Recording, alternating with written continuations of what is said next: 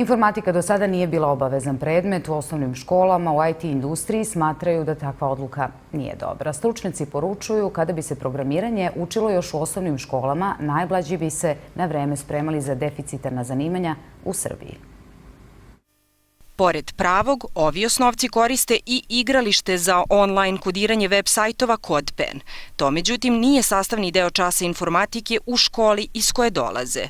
U školi uglavnom bili nemamo časove ili nešto ofrlje, to onako radimo tek da bi kao nešto, kao da bi imali neki čas, a još to ne nalazi u prosek, pa se ni ne smatra nešto baš toliko i ozbiljnim koliko je ovde. Kakva su dosadašnje iskustva sedmaka i osmaka govore i njihova očekivanja.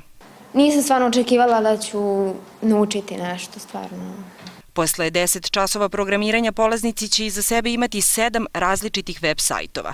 Kroz osnove kodiranja vodi ih predavač Kliker Centra za kreativno razmišljanje.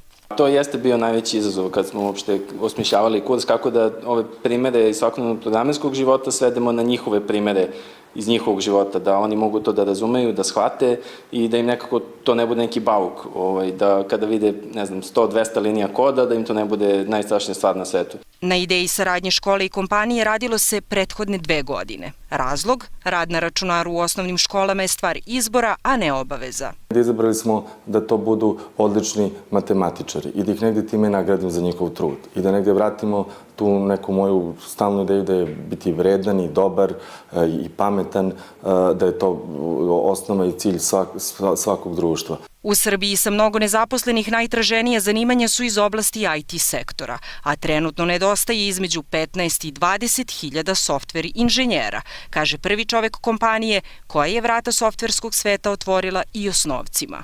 Važno je već na tom uzrastu da se deca osposobljavaju da shvate mogućnosti i prednosti tih zanimanja i da od malih nogu znaju da imaju budućnost i u ovoj zemlji, da mogu da ostanu i da rade na dobrim mestima na razvoju softvera.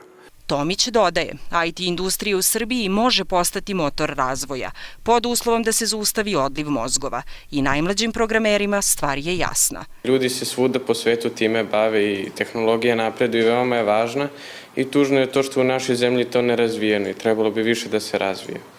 Jelena Petrović, N1, Beograd.